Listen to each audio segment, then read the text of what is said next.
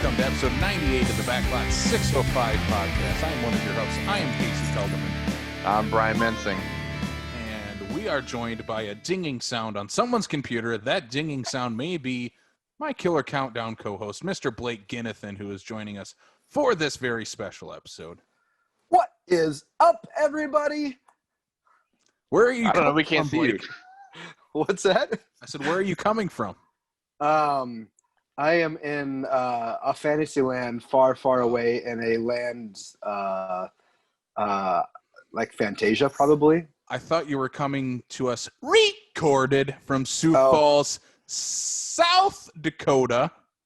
Nope, You missed I'm not. the I'm opening. actually I'm on vacation, so.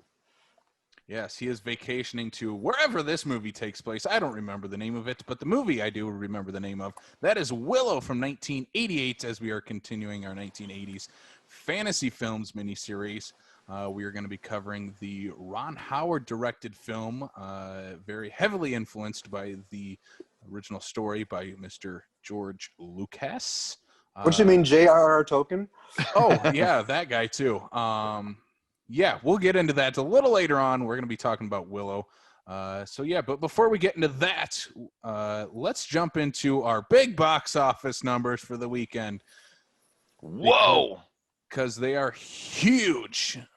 Just kidding. The box office is hurting very, very much here in the last couple of weeks, and it is continuing this unfortunate downward trend. Here we are at number one, which is Tenet at $4.7 million. Here in its third week out here stateside. You know, it's gonna be the only movie in the in theaters for a while, alongside New Mutants and Unhinged. But man, this is not looking good. And we saw last week, we talked about it in the news section about Warner Brothers kind of taking a step back on some of their other films coming out, like Wonder Woman and possibly Dune, probably Dune. Dune's moving. Yeah. So what do you guys think? Tenet here, $4.7 million, bringing its total domestic gross only to $36 million. It's more money than I expected them to be getting. To be honest, I mean, with everything going on, I mean, even the percentages are actually, the down percentage is probably less than what your typical like third week out movie would be. It has the advantage of not having any competition. Otherwise, it probably would have been even more than just 30%. So it's lucky it's getting this, and I think it's only getting this because there's nothing to really compete with. Blake, what are your thoughts on this whole box office situation? Yeah, and Tenet it's kind of underperforming for I what think it it's usually going to be. would. I think it's going to be depressing no matter what. But while Brian mentioned that it dropped, only 30%, which he is right. That is pretty good. It also gained like 120 theaters, so that doesn't look good either. But it's in drive-ins now in New York and LA too. So yeah, that's probably the 120 theaters. Yeah, I don't think. This isn't good, but I mean, I'm not expecting anything positive with box office for, like another 9 months. Yeah. So and Warner Brothers, they took the gamble here, and I think they're unfortunately the ones that have to pay for it. This was their gamble to see if it could work, and I mean, if it all panned out correctly in the way they probably wanted it to go, Tenet, dominating the box office for 2 months straight, we'd be singing a different story. But unfortunately, it's kind of on the opposite end of that for the box office here. Well, in defense of dominating the box office, it kind of is. It's just it's not the financial numbers they want to see, but it's been one for 3 weeks in a row. It has, and the only other competition it has had in the last couple of weeks is New Mutants at number 2, $1.8 million. Total domestic gross, $17.7 million. Number 3 was Infidel, a brand new opening film here at $1.3 million. Again, first week out for that movie.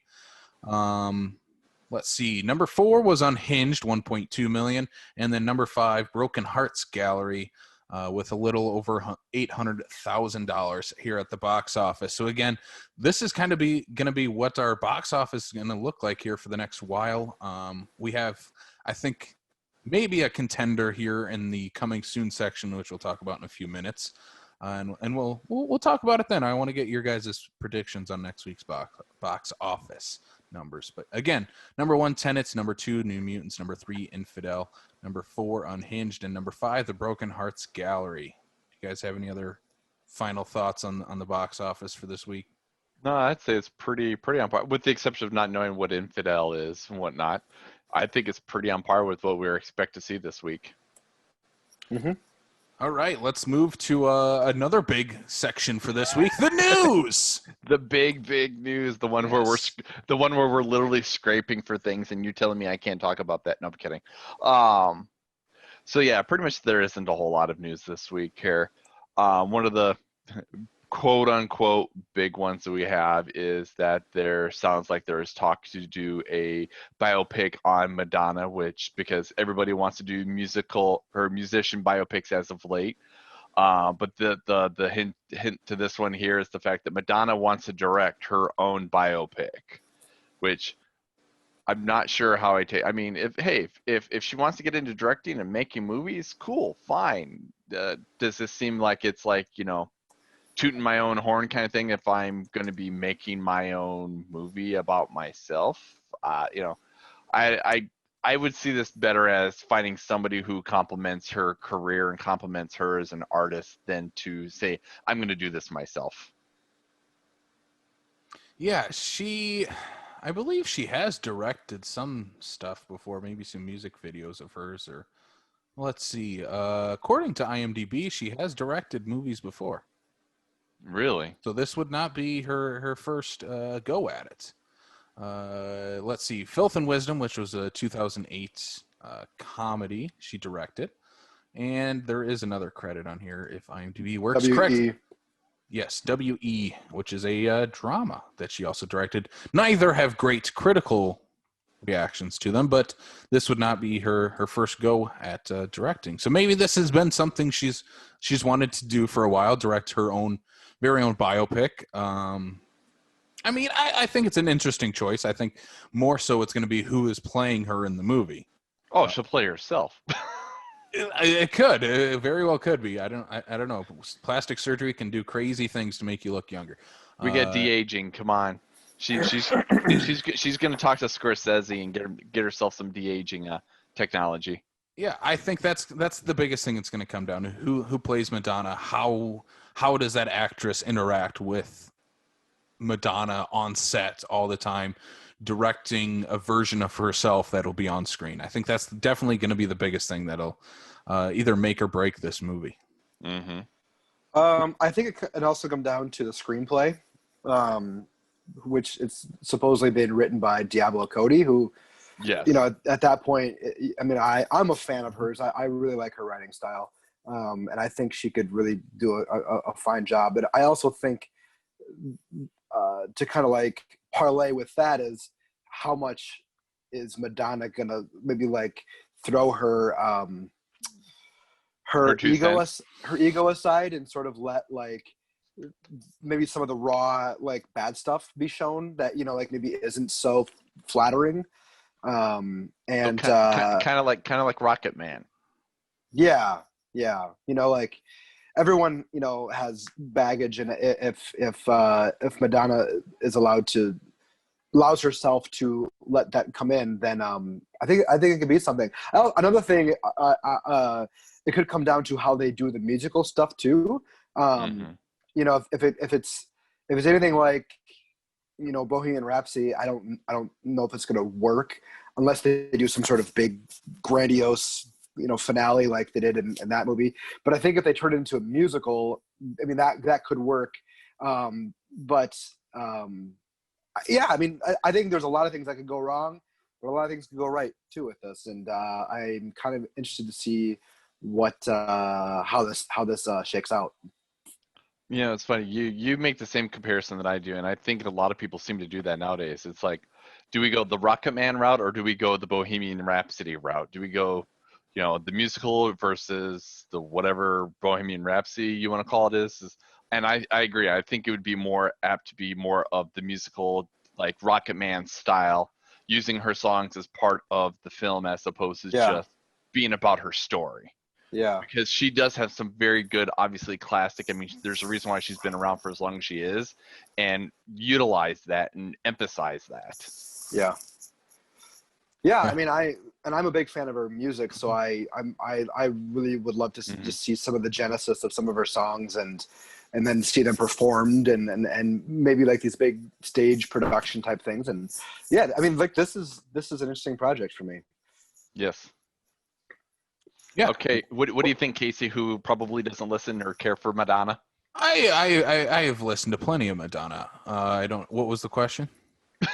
What do I think of this? I think it's fine. Like, again, Blake brings up a good point with Diablo Cody helping to write the script. I think that'll help keep her grounded. At least I hope, especially when we get to, because, script is only, one part of the filmmaking process. Once you get into actual, shooting of the film, then it's, Madonna's in charge of that. So I think it's definitely going to come down to if Madonna can kind of put her ego aside or let some of the bad stuff filter through in this movie, and also let the actress that is playing her give her version of Madonna, because again, this is not a documentary. It's still a narrative film.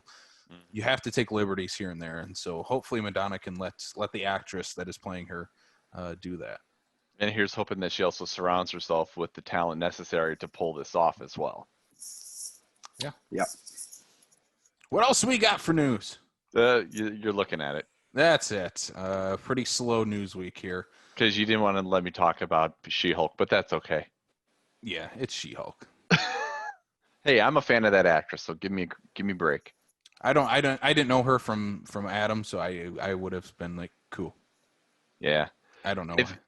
If you'd had an opportunity to see Orphan Black and see Tatiana do that show, you'd have much more appreciation for that casting, just because somebody who can pull off that many characters at one time has a lot of talent, and she's very underappreciated, I think. But yeah, Andy Heller was raving about her the other day when this whole thing came up in our group chat, and him and I were cheesing out on our own since it didn't seem like anybody else cared. Just because we're both fans of that show. I mean, yeah, if you think about the fact that she has to re-record the same scene multiple times, it's different characters, different accents, different origins, backstories, all this stuff here. In just the first season, there is a scene where she's literally doing the same scene 5 times as 5 different people. So, I mean, that to me is a lot to accomplish, and just tells me the kind of range that she has. That I don't think she gets enough credit for. All right, are we ready to move to coming soon? Yeah. I had nothing to say. I don't know her from anything. Yeah, I wish I had more to say, but I have zero. I'm happy you got to give your little spiel, because I know nothing about her. So. No. All right, let's move to coming soon then. Here we have brand new movies that are coming soon to streaming, and some coming to select theaters as well. First up, we have Enola Holmes, which is a Netflix original film. Comes out September 23rd. It stars Stranger Things Millie Bobby Brown, who plays the younger sister of Sherlock Holmes, Enola. And Sherlock Holmes is played by Superman himself, Henry Cavill.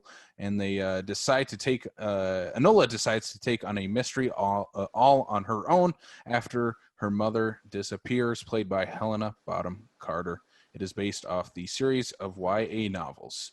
So Enola Holmes, Netflix original film starring Netflix's one of their big stars from Stranger Things, Millie Bobby Brown. Are you guys interested in this different take on the Sherlock Holmes legacy? I am, but I'm a fan of Millie Bobby Brown. I think she's, for a good upcoming actress, I think she's got a lot of potential. And I mean, come on, she's got Henry Cavill to play her older brother Sherlock Holmes. So I'm intrigued. They're both continue to stay dipping into that Netflix money. So this is for, a time for the fact that we get something different out of the Sherlock Holmes lore, and there's so much more, but there's always this emphasis. So I am kind of curious just to see how this plays out. Blake, what about you? I'm not gonna watch this, but I agree with Brian that I think Millie Bobby Brown is a really fascinating actress, and she seems like one of those kids who's like way more mature and smarter than her age group.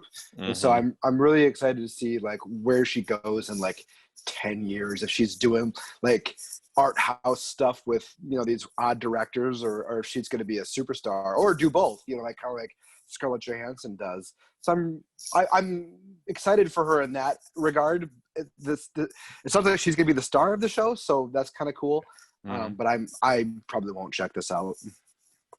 Yeah, I'm in the same boat. I probably won't check it out, but I know why this movie's getting made. I can see where the audience is. It is for that Stranger Things type of audience. It is definitely going to catch people's eye with Millie Bobby Brown starring in it, and with Henry Cavill in it. And I mean, the name itself being attached to the Sherlock Holmes name is definitely going to get people to watch this. And for a new movie coming out right now, where there is not a whole lot of new releases coming out, and looking at this week, streaming is pretty low on that end. So I think it'll do pretty well for Netflix here coming up this upcoming weekend. And I think it'll hit at the right time, right before Halloween, and all the streaming services are going to be hitting that here in October. So I think it's hitting a good spot, and definitely will get a lot of eyes on this movie. No, definitely. Next up, look at this star-studded cast that we have in this one. The next movie we have is Ava, which hits VOD September 25th. It stars Jessica Chastain as a deadly assassin who fights for her life when a job goes wrong. The cast includes John Malkovich, Colin Farrell, Common, and Gina Davis alongside Jessica Chastain. It is directed by Tate Taylor from The Help, The Girl on the Train, and Ma. So quite the star-studded cast here for this VOD film, Ava. I want to see Gina Davis going all long kiss goodnight. I want to see Gina Davis in the kick-ass action again. So I'm hoping that's her. I'm hoping that's how she plays into this film. I don't know. You do have a little bit of that, throwing darts and trying to picture how all these different kind of actors are going to be in one movie together. Plus, do you really picture Jessica Chastain as the action beat 'em up assassin? Like, can you envision that, even with not even, because I haven't watched a trailer or anything like that, like, so I'm going into this completely blind, just knowing who's in it. Can you picture her even being an action star? I couldn't picture Charlize Theron being an action star, but I believe it now. So I will give you that, Blake. Yeah, I'm willing to give anyone a chance, and I mean, I'm just looking at I looked at some of the stills from the movie. I mean, Jessica Chastain looks like she could definitely play this type of role. Unfortunately, from what I just see in the posters and stuff, this kind of looks like a straight to VOD movie. But maybe it'll turn out to be all right, because it is Tate Taylor. He's done some great work in the past and has a great cast around it. I am a little curious on the history of this movie. Maybe this was planned to be in theaters, and it kind of snuck in under the radar, and it's now hitting VOD. But again, it could just be this was the plan from the get-go to hit VOD. So it does kind of have that hodgepodge of actors who will do the quick 2-3 day shoot to get the extra paycheck and whatnot. So I could definitely see this was one of those ones that may not have ever had a theatrical chance. It also, I forget if you said his name off top, but Colin Farrell is in this. Yeah. And Colin Farrell belongs to like a group of actors that I have that I call like the movies are not always great, but they always are. And like Kurt Russell's in that group, and Guy Pearce is in that group. And for me, Colin Farrell's in that group.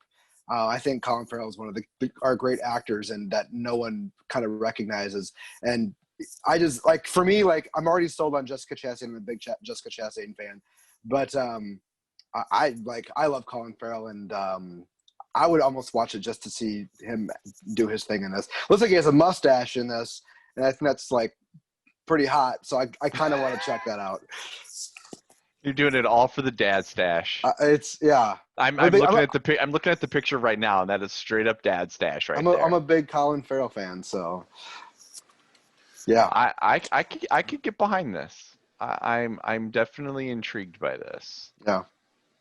Yeah, I'm trying to see what the price is going to be on this. I don't see it on anything yet. So unless you guys can find it while we keep going through these, I'm looking at the Rotten Tomatoes. Not great so far for this movie, but it could be not a whole lot of reviewers have seen it either. So if anything, this should have been like Tate Taylor teaming up with Octavia Spencer again, and like letting her be the kick-ass assassin. Yeah. And it should have been like. It should have been like a serious take on like Spy, the Melissa McCarthy comedy. Like that's what this should have been. That would have been a really interesting movie to see. Yeah. It has a Bear McCreary score, so it's got talent behind it. So yeah, there's some people here. Yeah. So Ava, that it comes out on VOD. I'm going to assume it's going to be at that like $9.99 price range, but I could be wrong. You mean $19.99? Is that what it is? No, I'm saying it's probably at the $9.99. It's probably not the premium VOD price. No, but even still, probably at minimum, it's going to be a 14.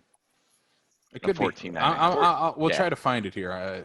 So far, Vudu only has the dates listed. They don't have prices. Yeah. So anyway, it'll be out. Go find it. Ooh, 92 on Rotten Tomatoes. Okay. Next up, we have a couple of older films that are going to be seeing a new re-release into theaters. The first one, I know Blake is very excited about this, and Brian is as well. This is Akira, coming out September 24th to select theaters. This landmark 1989 anime classic is returning for an entire week, complete with 4K restoration. Yes, I'm definitely looking. I'm not a big anime fan at all. Period. I don't watch the shows or anything like that, but this is one of those ones where it's so well done, and I have an appreciation for the art that is this film, and I'm definitely looking forward to actually being able to see this on the big screen. I'm with Brian. I too do not watch a lot of anime. I sort of watch like the hits. Like I'll like I've seen a lot of the Miyazaki stuff and some of like Ninja Scroll and Vampire Hunter, stuff like that. And for me, Akira, like one of the few movies where I've watched it and I'm like even though you could say it's comparable to probably Blade Runner or something, like I can't think of a movie that exists that's like Akira.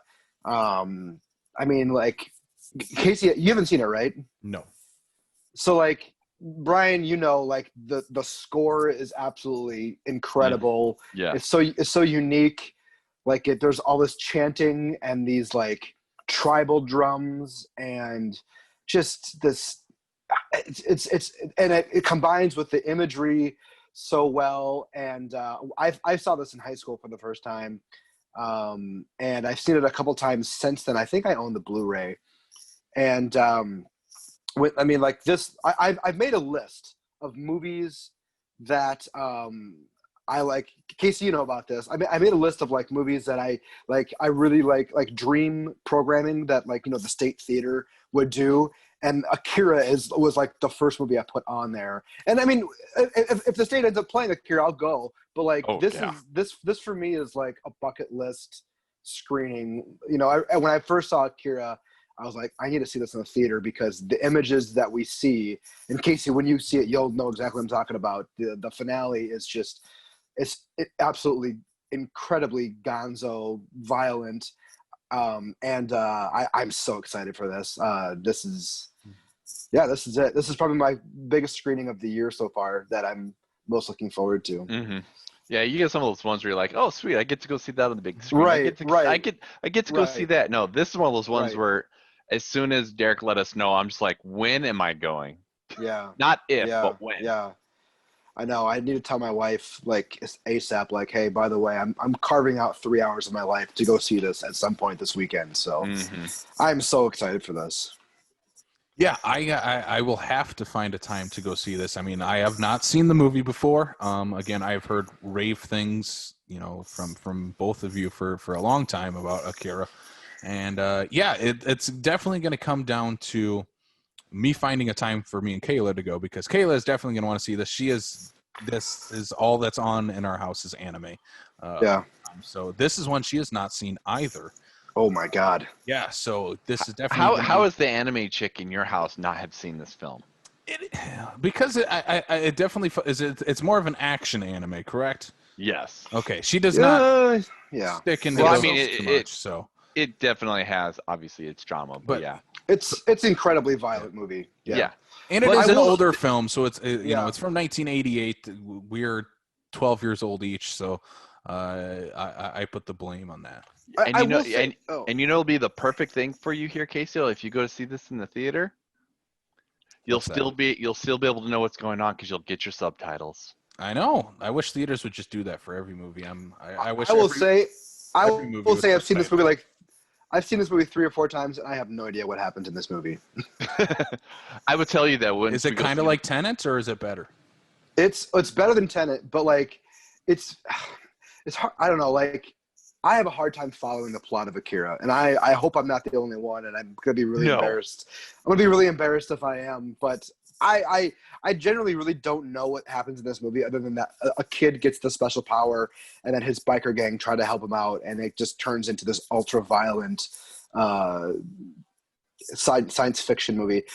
I don't think Akira's perfect by any means. Like there's a whole 30 minutes in the middle where I'm kind of like a little bored, but like you just can't deny these images you're seeing. Like there's no other movie that's even attempted this. And the fact that they've been trying to remake this for 20 years with live action, like $300 million budget, and they've not been able to, does not surprise me at all. No. Like it doesn't surprise me that they've it just keeps failing. And I don't think this is one of those ones where if they do it wrong, they will know. Yeah, I don't think you can do it right. I think this movie has to exist as an animated movie. But all right, next up, we're going to keep going with some big releases here in the sci-fi genre. This is The Empire Strikes Back. Disney is bringing this back to theaters in celebration of its 40th anniversary. It was in select drive-ins over the past summer, did great money, then broke the top 5 of the box office when it was in drive-ins. This is the question I will lead to everyone. This is a week-long run that begins September 25th for The Empire Strikes Back.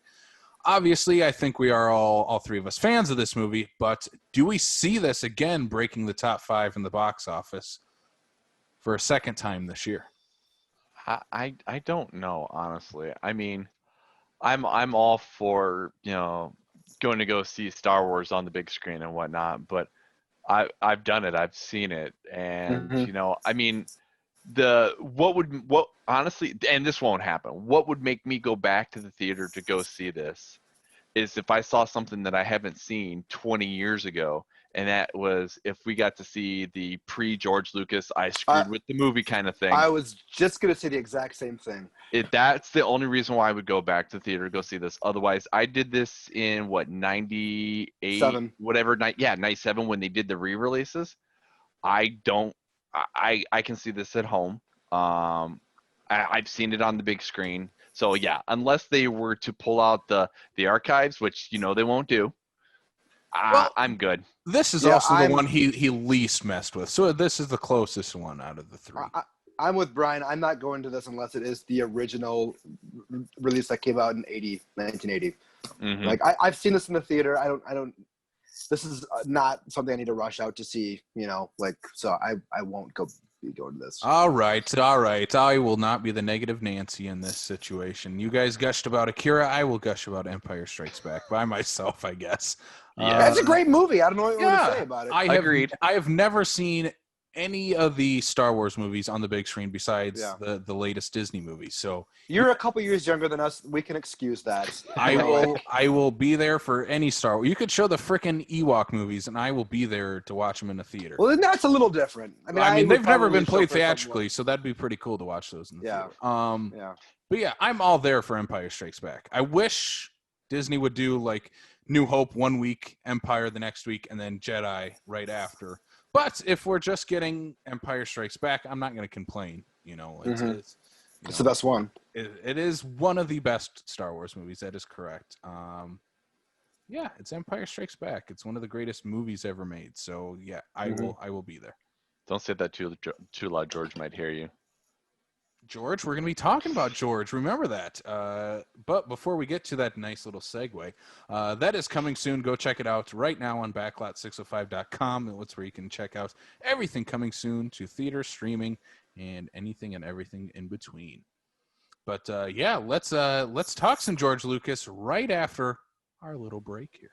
Casey here again. Just wanted to give a quick shout out to our horror-themed podcast, The Killer Countdown, that I co-host alongside Blake Ginnethan and Sam Lenz. This show is nearing the end of its run, the final chapter, if you will, as we have a few episodes left of that show.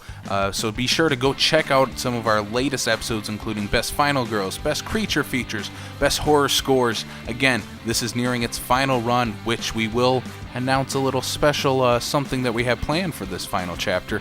But stay tuned. Once again, that is the Killer Countdown, available right now on this podcast feed. South Dakota movie lovers, it's your boy, Charlie Eccles. Wrestling Voice 1. I'm just coming on here to give you a quick plug here. In a couple of weeks, Sioux Falls, South Dakota's one and only convention for nerddom, geekdom, whatever you would like to talk about it, is going to be hosting its first online convention, SuperCon Line. Make sure to log into SuperCon Line on October 3rd and 4th. Get yourself some exclusive interviews with the likes of Dan Jurgens, with a ton of other creators like Dave Wheeler, Elliot Rahal, and then live panels with the likes of Backlot 605 and a live magic show from Travis 9. Make sure to log into superconline.com, get yourself registered. We will be taking donations for the JY6 Foundation and for Reach Literacy coming up during that. But the event itself will be free. Cosplay, video gaming, all of the above, board gaming and RPG gaming. Make sure to log into SuperCon Line on October 3rd and 4th, and we will see you there. Thanks. We are back here on the Backlot 605 podcast. Brian, Blake, and myself are here to talk about 1988's Lord of the Rings, directed by Ron Howard, story by George Lucas, written by Bob Dolman. Guys, Lord of the Rings. I did not know there was a Lord of the Rings movie before Peter Jackson took it on in the early 2000s. What about you guys? Because that's not what they call. Oh, I'm sorry. We were talking about Willow from 1988 instead. Oh, you're breaking my heart a little bit there, Casey. So Willow, 1988. Let's talk about Willow. Again, do I need to go into the plot if everybody has seen Lord of the Rings? I mean, you got the same thing, right? No, there's no ring. Take out the ring and put in a baby. My God. So let's get into who we got in this movie and the plot before we talk about the Lord of the Rings of this movie. The film stars Warwick Davis, Val Kilmer, and it is about a young Willow who is a farmer and is chosen to undertake a perilous journey in order to protect a special ring, baby, from an evil queen. So Willow, Ron Howard, guys, let's talk about it. Okay. Where do you want to start? Keep breaking my heart, Casey. I like this movie. I do. This movie is fun. Yeah, this is a really fun movie. The way you were starting all this, I was like, you're making me feel like my childhood was wasted. Oh no. No, Willow is a really fun movie. Willow slaps. Yeah. Okay, you're making me feel a lot better now. Okay. All right, Okay. we're good. So let's mean- start with the joke that we've been making for the last 3 minutes here. The Lord of the Rings of this movie. Can I want to start before I want to say something before. So basically, I was watching this yesterday, and we can get into what our joke is about. But I essentially messaged Casey, and I was like, "Is it just me, or is Willow a Lord of the Rings like the exact same story?" And about 2 minutes later, I was on Letterboxd, and I saw Casey's review. It said something like, "This is essentially Lord of the Rings," or whatever, and I just started to laugh because I think the exact same reaction. Like, this is the same story. I think it was Casey not being able to figure out what he wanted to write, so he just copied your response and put it into the letterbox. No, for you. I watched it before him, and I will read my response out. He watched it 2 days before I did. Oh, okay. So this is my Letterboxd review. It is Lord of the Rings plus Star Wars and a sprinkler of Val Kilmer as a total heartthrob, and it equals something that is almost great. Almost. It's a fantastic Lord of the Rings version fan film from George Lucas. This to me feels like George read Lord of the Rings. I was like, guys, I should probably just make our own version of this with the guy from Return of the Jedi. Yeah, so let's start with that because this is So it's about a group of little people who find a baby that it spells the doom for this evil person. Now in this movie, she can kill the baby, and then she lives longer. And in Lord of the Rings, if this thing is destroyed, then Sauron dies. So like there's a little similarity there. Val Kilmer is essentially playing Aragorn, or what's his name? Who's the actor? Viggo Mortensen. It's like it's like this. It's almost like this fellowship of people on this journey for a little bit, not for the entire movie, obviously. I think most of them just take off and like, see ya, we're leaving. Yeah. No, he even has a best friend along with him for the journey, at least for the first part. That will not leave his side, even though everybody else does. Hey, that's a good friend, Casey. Hey, he is a good friend. If you were in the need of doing something like this, do you have that friend that would stand by you and go on the journey with you? I need a Samwise by me all the time. That is true. But again, we'll talk about these characters that I loathe in this movie. The brownies seem like the other two hobbits in Lord of the Rings, kind of the comic side relief in this movie.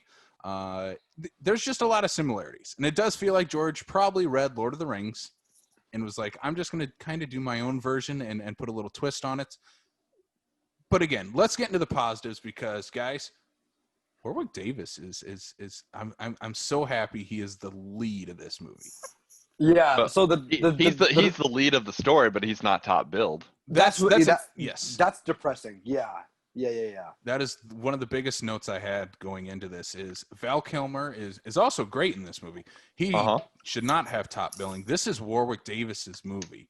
It always pisses me off when you have a movie where your title character is not top billed. Like I could give two flying craps whether or not the guy is going to make more money than the title character, but the title character should always be top billed. I mean, it just. From a movie nerd standpoint, yes. From a I want box office returns as a studio head, you put Val Kilmer all over this because this is after Top Gun. He is one of the biggest stars in the world. My biggest. Is he? At the time. At 1988. Yeah. What else? I mean, like he was the sidekick in Top Gun, but like he really had. I mean, maybe I bet Derek's gonna correct me at some point. But he crushed it in Real Genius. Yeah, no, I mean, like Real Genius is great, and so is Top Secret. I don't know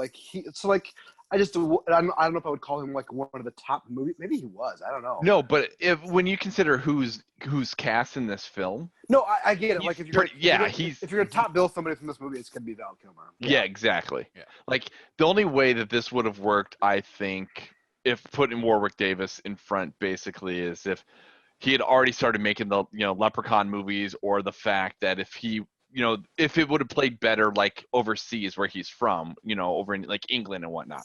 But here in the States, it makes perfect sense. But I mean, also, I can see the points where, he had pretty much, it was Real Genius and Top Gun. Secret. And Top Gun were really his big ones. But Top Gun was just a few years before, and that was a big hit.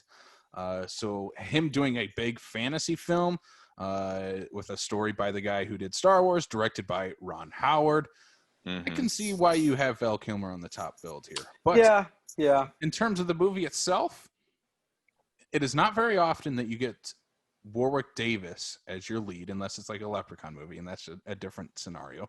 That's a whole different thing. But as a big sci-fi action adventure, Warwick Davis is the lead, and I love that. And I think he's really good in this movie. And I think he's definitely giving it his all.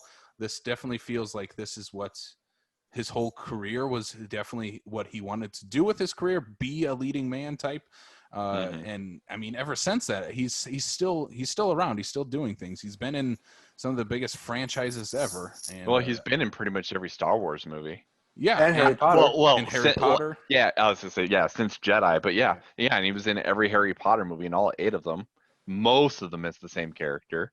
He's got his Leprechaun franchise. So, I mean, he definitely has carved a special spot in the industry for himself. I do wish that he'd get more center stage, if you will, because I do think the talent is there. The talent has always been there. I mean, even when he was an Ewok and you didn't even see his face and whatnot, just the amount of energy that he gave back, almost 40 years ago. I was about 3/4 of the way through the movie yesterday, and I said to myself, Warwick Davis is like, this is a movie star performance that he's giving. And I started to think about like all these like really cool roles I would have loved to have seen him in, like put him in a romantic comedy where he has to like, woo a beautiful woman, or like a three man and a little baby type movie where he has to take care of I guess another movie where he's got to take care of a baby, but maybe more of a comedy. Yeah. But like, and then I thought about like the Leprechaun series, which you can say whatever you want about the quality of those movies, but like he's very good in those. And I sort of wish, we as a film community like recognized him more. Like this is like, I know I wasn't maybe the most excited to talk about this movie, but I really enjoyed this rewatch, and it did make me like it forced me to reckon with just how great he is in this movie. And I it's his movie. Like he owns the movie, and like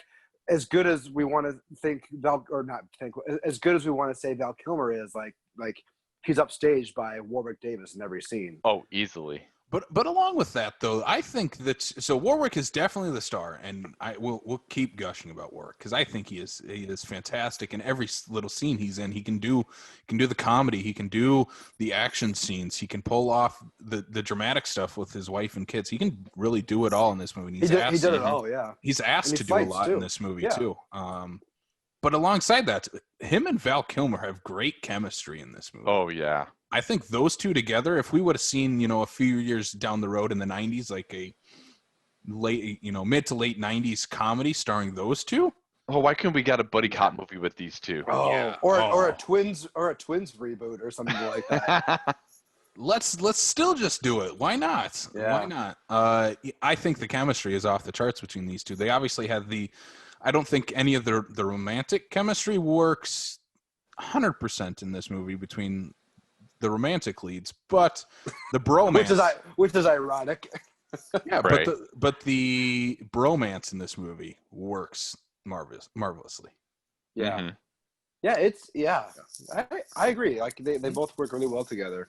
One thing that I said while watching this movie about 3/4 of the way, halfway into this movie is, has Val Kilmer ever looked this good?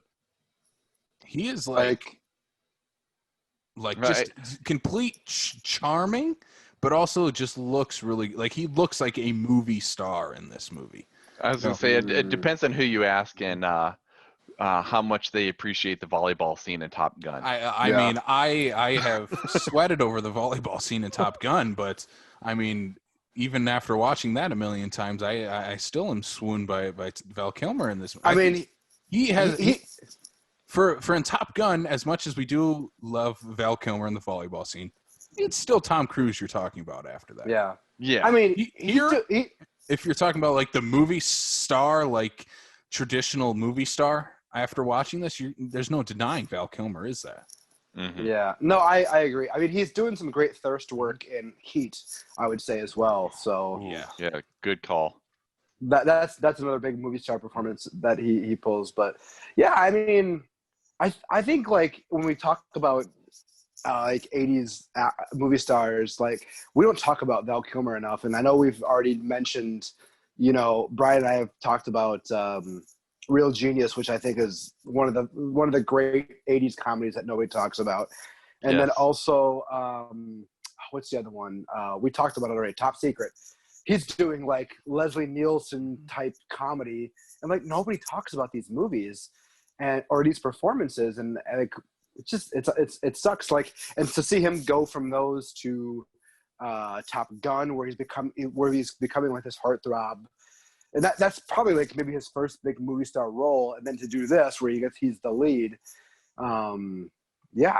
This is kind of an underrated actor in this decade, I think. Well, even looking at how this projected him into the next decade, the 90s was like he was huge for Val Kilmer, because I mean 3 years after this is The Doors. That's probably the biggest role of his career, and he was pretty much nonstop through the rest of that decade.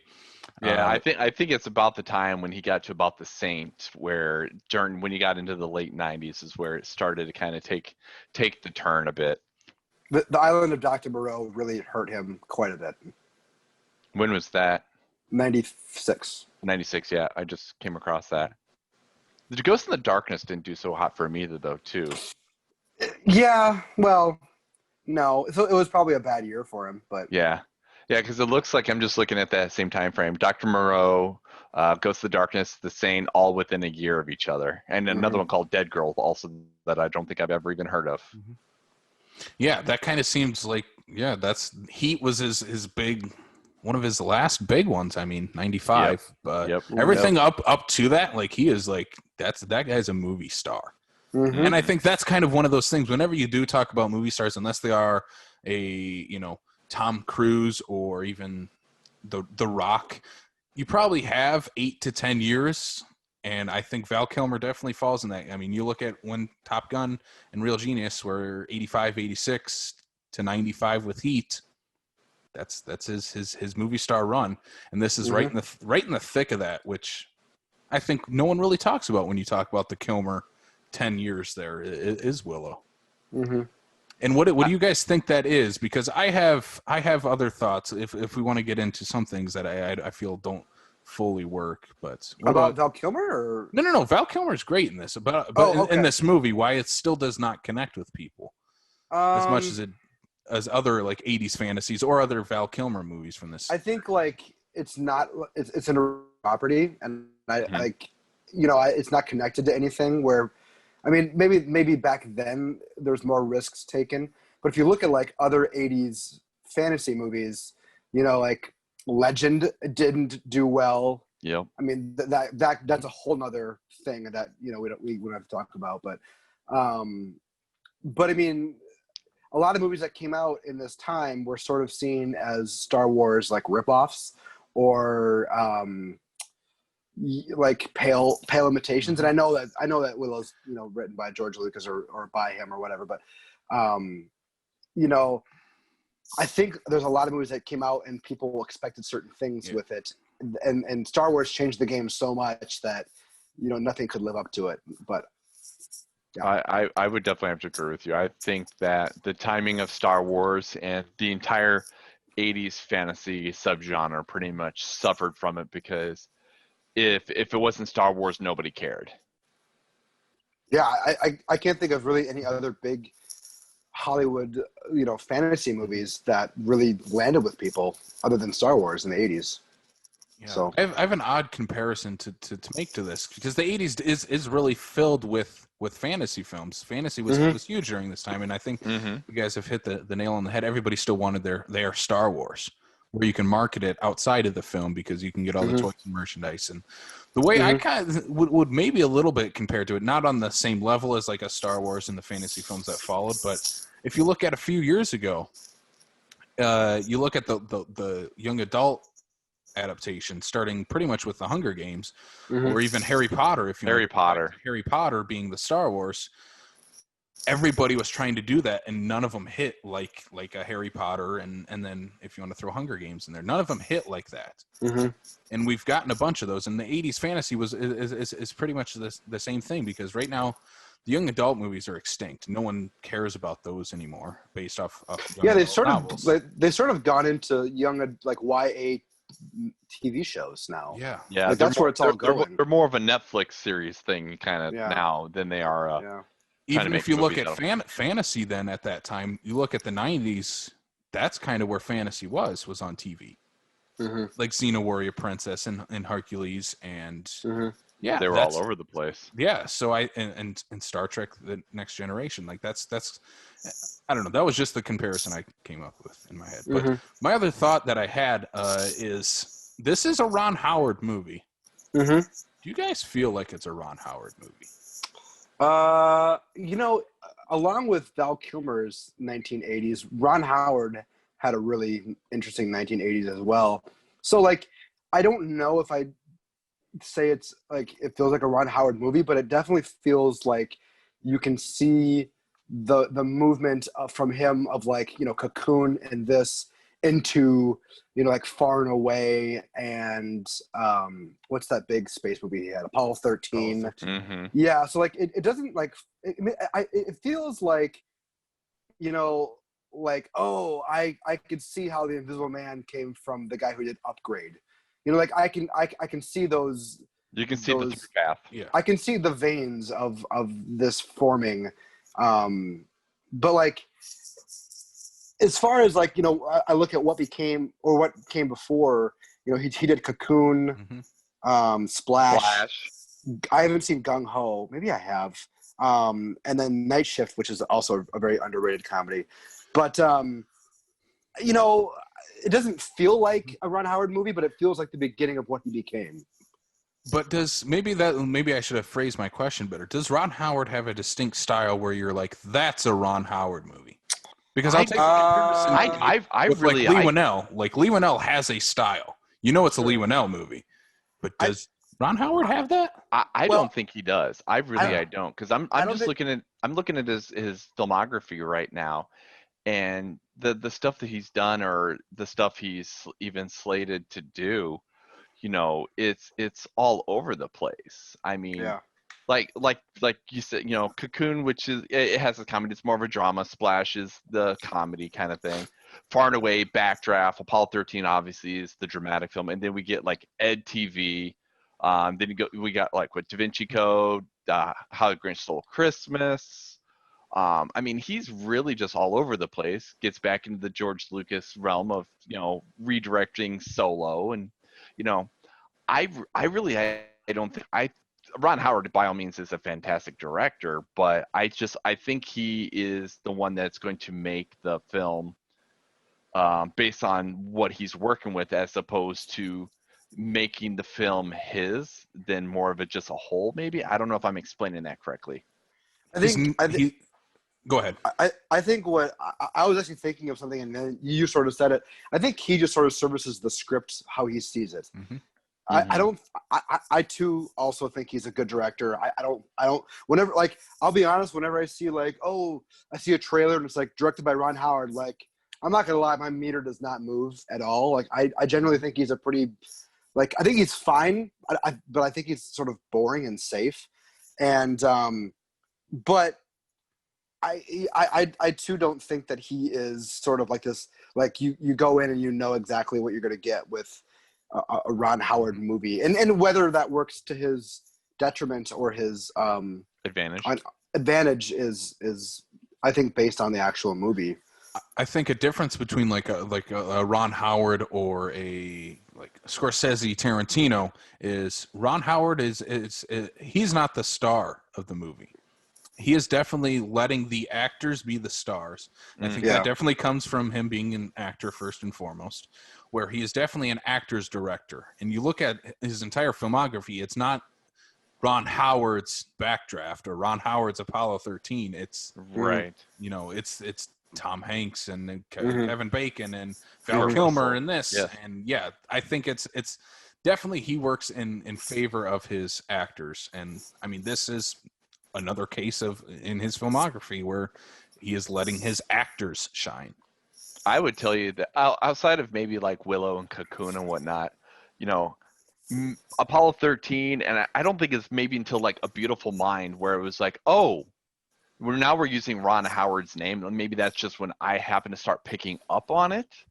But other than that, just be like, oh, I didn't even realize that was a Ron Howard film. It's a great film, but I didn't realize it was. Because I think you hit the nail perfect, Casey, in that being that he came from an acting background, he's the child star that didn't go to the path of destruction, and he knows how it is to be in front of the camera, everything from since being a kid, to be able to use that to be able to make great films and let the actors shine where they need to shine. So let's get into some of the story things here. I briefly mentioned some of the love story angles. I mean, obviously the big one here is Saoirse, who is like the daughter of the queen. She's trying to capture Willow and the baby the entire movie. And her and Mad Mardigan, Val Kilmer, start to have this like very like love-hate relationship that turns into just a love relationship. Val Kilmer gets a very funny scene where he's like overcome with like a spell potion. What did you guys think of this? I don't know if it fully works. It works enough for the movie, but it does come out a little bit out of left field for me. I think it does exactly what it's intended to, in the fact that, it starts off with he hates her, she hates him kind of thing, but because the love potion, he doesn't know what he's doing. This is Ron Howard's way of being able to go, well, I can't have them drinking in this kid's movie here, so how can I make, Val Kilmer a drunken mess? If this was a rated R fantasy film kind of thing, whatever, he would have been, drinking down at the tavern kind of thing and ended up with this kind of, scenario. So I think it was just a matter of, having a little bit of fun with it and giving a little bit of some of the comedy to Val Kilmer that they know that he could pull off, other than cross-dressing. Blake, do you have any thoughts on this little love story thing going on? I'm not as offended by it as you are, but I also am not like. I'm not offended. I just don't think it fully works like it does in other. Yeah, I'm not like. I felt pretty cold, like left cold. Like, I'll be honest. I think this movie is like a good half hour too long, and this is definitely, I think, one of the parts I didn't need. Like, I don't think like. I think the reason why the love story exists is because like they have to like somehow get her to turn against her mother and get him in the castle at the end and all that plot device stuff. But yeah, it really didn't work for me at all. So there's also like another like Lord of the Rings almost style reference with her character as well, because I feel like when she takes off her helmet, it feels like the moment in Return of the King where she takes off her helmet and says, "I'm no man." It felt very similar, but yeah. That might be more of a coincidence, but it probably is. Just like George Lucas will probably say this whole movie is a coincidence that it's Lord of the Rings. But yeah, the one thing, let's talk about these guys that bugged me this entire movie, because Blake talked about the runtime in this movie. I do feel it's maybe not a half hour. I think you probably could have cut out at least 15, 20 minutes of this movie. It doesn't need to be over 2 hours.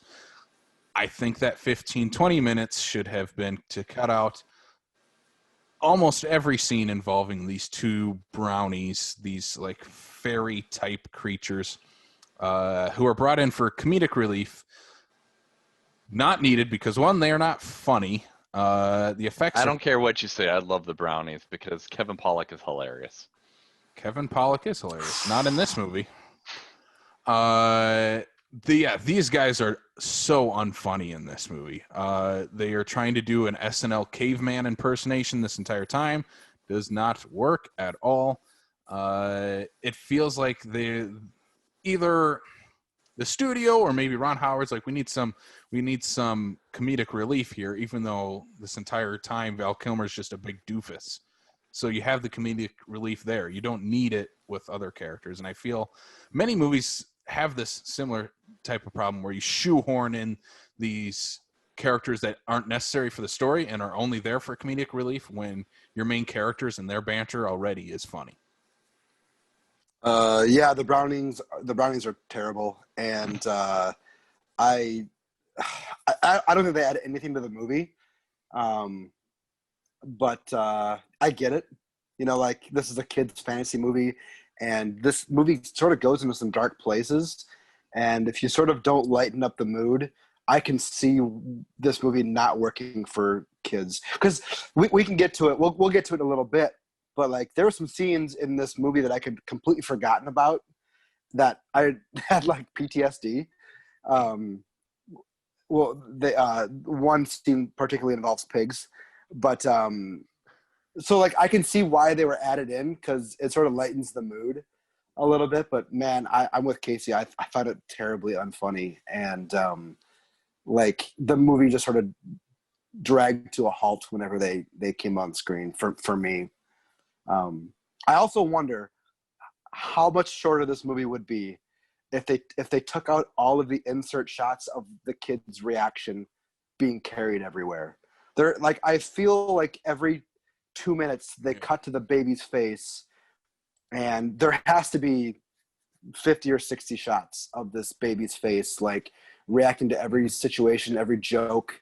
And it's like, man, if they had taken out every 5-second shot, like, this movie would be 5 minutes shorter. I thought that was well unnecessary. We have to make sure that we can show them that we have a happy baby. I will take those insert shots of the baby laughing at Val Kilmer being a doofus over the two brownies. Like, that's enough. That's enough for the kids to feel like, oh, haha, it's funny. The baby's laughing at Val Kilmer being, under the love potion or whatever. Or Willow and Val Kilmer have great banter between the two of them. Maybe insert some more humor with Kilmer and the love interest. You know, there's other ways around it. They just didn't add anything for me.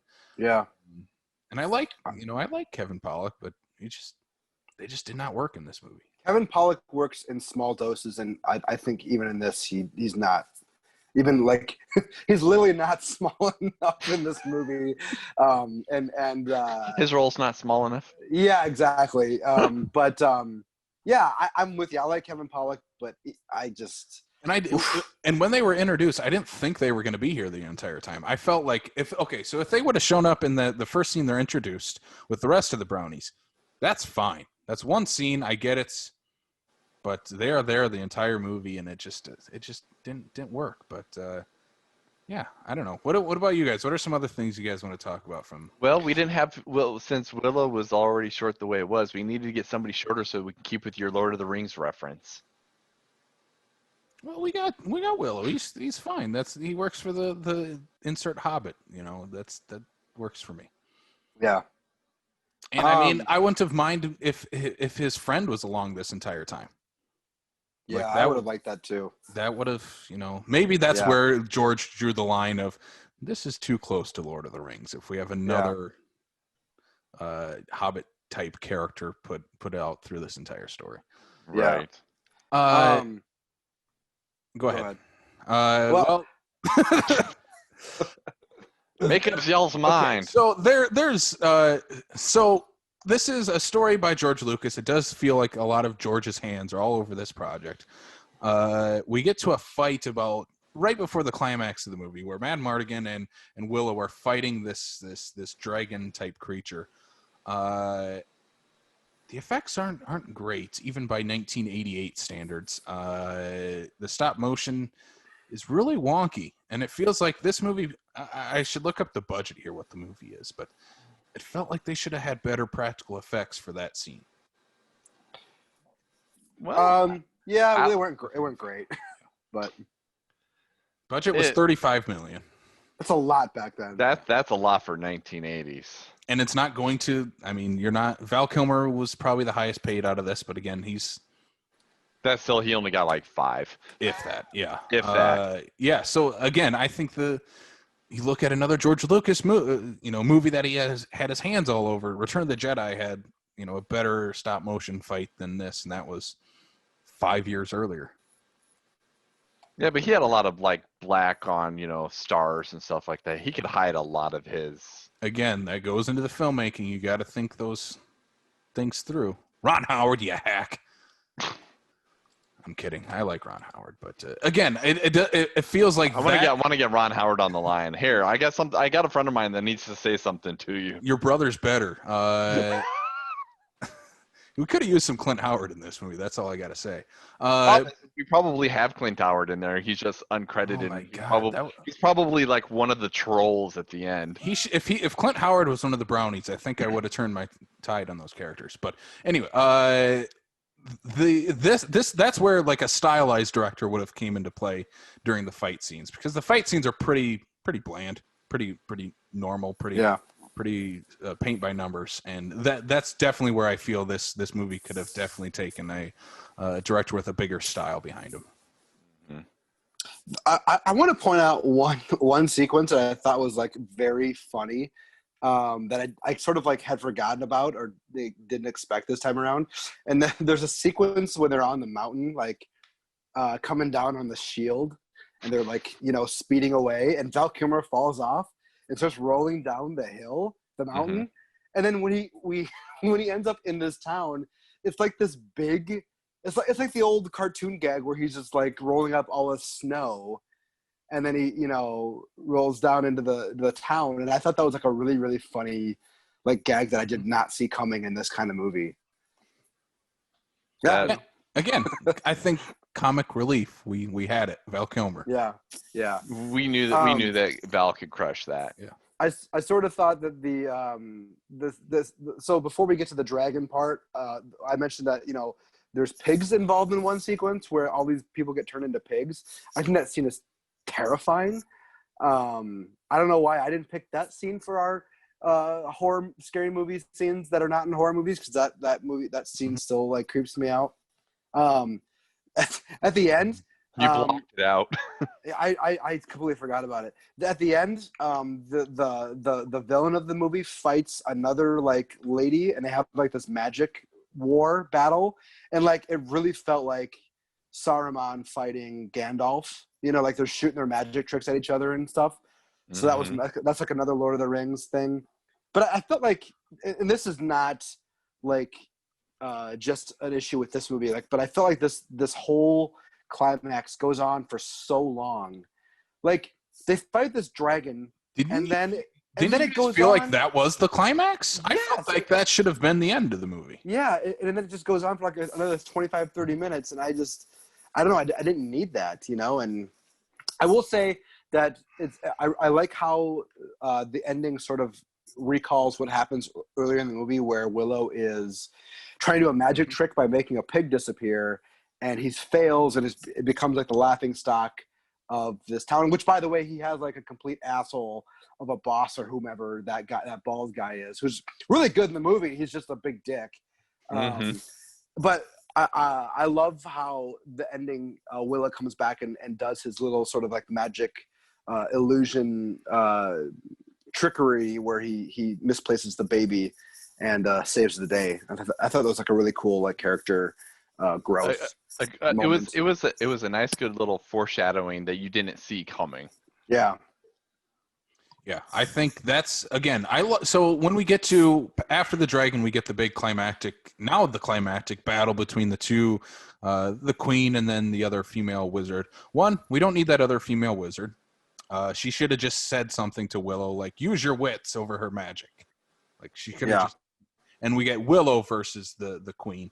and we could have all done that right after the dragon fight and had it all take place there. The Again, only reason why it feels like a Lord of the Rings thing where it's like that's the end of Two Towers is with the dragon, and we go on to Return of the King where, well, the best fight already happened in the one previous. Like, I disagree with that, but that's another podcast.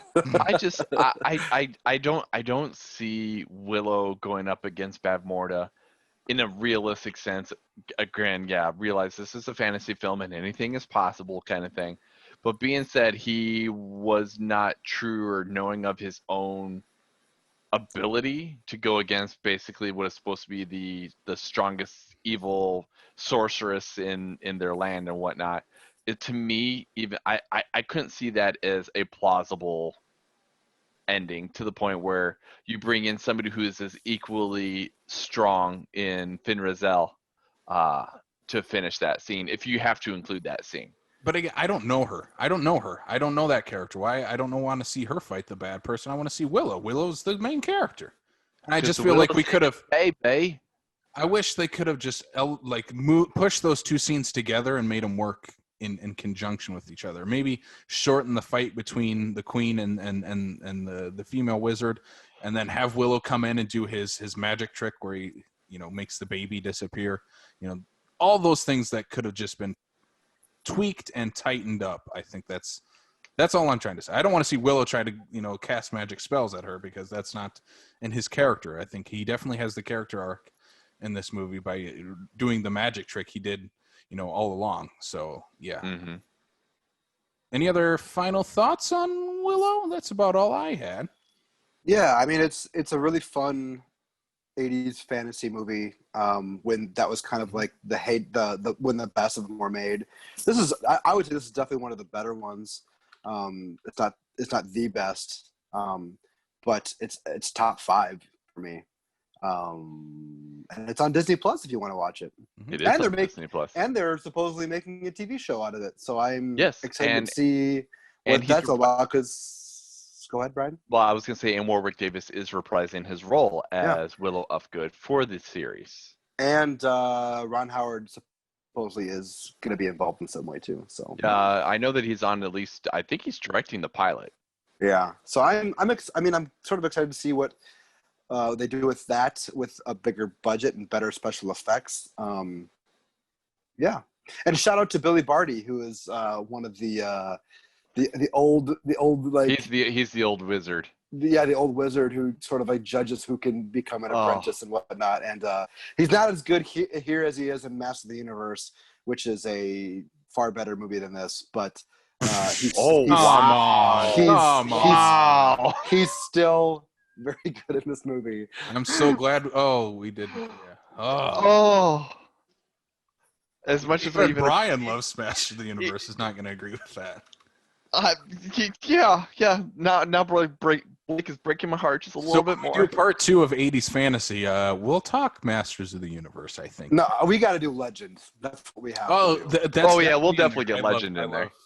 I would love to talk about that. So yeah, I'm excited for that Willow series. I had kind of forgot that was happening until you guys mentioned it. But another piece of, I guess, news that we didn't talk about: Netflix canceled the Dark Crystal series. So maybe this will be our big practical effect TV series now with Willow on Disney Plus. Hopefully that'll be the there you go. What can replace Dark Crystal for us fantasy nerds? So, I'm in. Yeah, I'm excited. Again, I gave this movie a lot of criticism. I really enjoyed this, and I will definitely be rewatching it. This feels like I could put this on and then watch one of the Return of the King or Fellowship right after and have a great double feature with just those two. It feels like, as much as I compare it to Lord of the Rings, I feel like it very much fits in that too. Like it's not bashing. It definitely feels like a side story somewhere in that universe. It feels like often a different shire. Yeah, it feels like Frodo's cousin is like, I'm gonna go try to do what he did. Yeah, I think this is it's a fun little 80s fantasy movie. Again, Warwick Davis should be a movie star. In our hearts he is, but he should. Yeah, he is so good in this movie. I just can't stress how good he it's just I just when you think of these 80s fantasy movies, you don't think of like great big movie star performances, and like it's really cool that like the one person you don't expect it from is the one giving it, and just can't stress enough how great Warwick Davis is in this movie. He's probably one of the reasons, even though for the small parts that he is, he's one of the few instances of why I enjoyed going back to the Harry Potter movies. Just because I'm like, I want to see Warwick Davis some more, just because I can. Yeah, and for me, it's Leprechaun.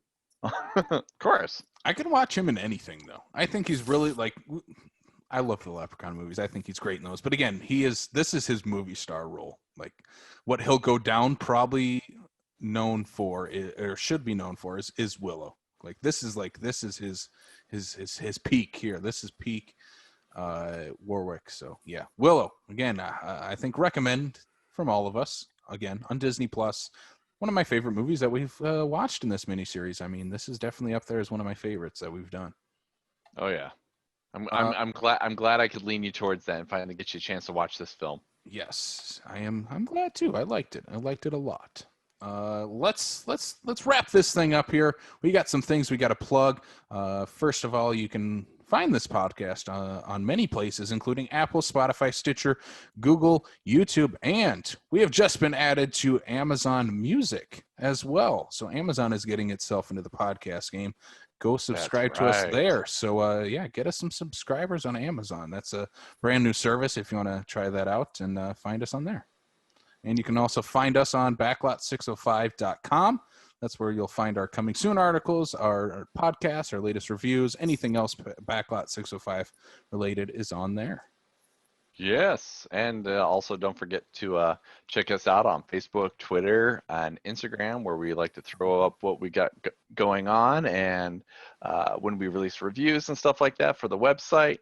Also, too, don't forget to check us out on the South Dakota Film Community group on Facebook. Join the conversation. What are you watching? Let's talk about movies and enjoy what we love about them. And there is one more thing we got to promote, and we might as well do it since one of the people participating is here. This is, again, we're doing another live show. This one is in conjunction with SuperConline, which is SuperCon happening online this year, which is the weekend of October 3rd and 4th, correct? Yes, that is correct. Yes, October 3rd and 4th. Yes, so we will be participating in that on the 4th. That is a Sunday. This is at 1 p.m. That is going to be our top 20 ranking of the best 80s horror movies of that decade. This is the final Killer Countdown episode before we transition into a new show. But this is the big climax. This is our final showdown between Michael, Jason, and Freddy. This is the big one here, top 20 80s movies. We have one of the combatants, podcasters, guys on the show, Blake Ginnethan, on with that. Blake, do you have any thing you want to say to the people out there about this upcoming live show? Yeah, I think a lot of people are going to be disappointed with my picks. And I'm okay with that. I have figured out I have a way of playing this time that I think people are either going to love or they're going to be like, oh God, now it's his turn again. So I'm really excited to maybe try that out. I'm really excited because this is a decade, like a decade of a genre that I really, really love. And I think a lot of us do. And so I'm really excited to see like how we all go and how we decide to pick what we want to play, because I think we all have different ways of looking at this decade of horror movies. And I'm just so excited. Every day I think about this, like who's all going to be in it and what we're all the trash talking that we're doing to each other, I think is super fun. And I'm really anxious to see what is played, because I think there's going to be some movies that I just truly hate on this list. And I don't know. I'm really excited. I hope I'm the one that plays those that you hate. Yeah, I'm very excited about this one. This is the greatest decade in horror. Period. I mean, we've gushed about the decade before, but again, this is 20 movies out of the greatest decade. I think they're between all four combatants. We have probably 100 possibilities. So narrowing that down to 20 is going to be tough. But again, that is October 4th at 1 p.m. Again, we're going to be having this at Spellbound Magic Shop, which is on the 41st and Marion Corner here in Sioux Falls, South Dakota. So if you want to come out and join us for the live portion of that, you can. Seating, again, is limited. Please reach out to us on either Facebook or send us an email, backlot605@gmail.com, to reserve your seat as well. But if you cannot make it in person, or if you would prefer to watch it online, you can still do so. We will be streaming live on Facebook and on SuperCon's website as well, supercon.com, as part of their online festival as well. So again, October 4th, 1 p.m., top 20 80s horror films. Guys, we're sticking in the 80s for quite a bit here this entire month, because we are going to also next week be wrapping up our 1980s fantasy film series from the 1980s with maybe the biggest one of them all, which is Masters of the Universe? Masters of the Universe. No, we're actually going to be watching a good movie next week. That is The Princess Bride. So Princess Bride. I don't mean to be that guy, but is that actually a fantasy movie? Yes. Why wouldn't it be? I mean, there's castles and princesses taking right, place but in fantasy realm. A guy with 6 fingers. That's true. That's what sells me. Maybe Andre the Giant giving a great performance. It's a lot of fantasy in that movie. Yeah, it feels like it's just a guy reading a book. Hey, you leave Columbo out of this. Listen, sir, I grew up on Columbo, okay? I'm glad we did not ask Blake to be on the Princess Bride episode. And listen, you have to admit the old man makeup on Columbo is great. I think Princess Bride is a great movie. Mm-hmm. It is, and we'll be discussing it next week with Allison from the State Theater. She'll be joining us to discuss The Princess Bride. Of course, one of the seminal movies of the 1980s, and for many, this is one of the seminal movies of their childhood, and we're very happy to have Allison on to discuss The Princess Bride next week on the show. Do you guys have any other final thoughts before we wrap this podcast up? Go watch I don't think so. Yeah. And, if you've never seen Willow, you need to watch Willow. Yeah. Yeah, Willow. And I still Disney love Plus. Colin Disney, Farrell, we're waiting on our check for plugging the new Willow series. Please send it our way. And any other checks you still owe us, Walt. You can go ahead, send them our way. But again, this has been our Willow episode of the Backlot 605 podcast. For Blake Ginneth and Brian Mensing, I'm Casey Kelderman. We'll see you next time on the Backlot of South Dakota.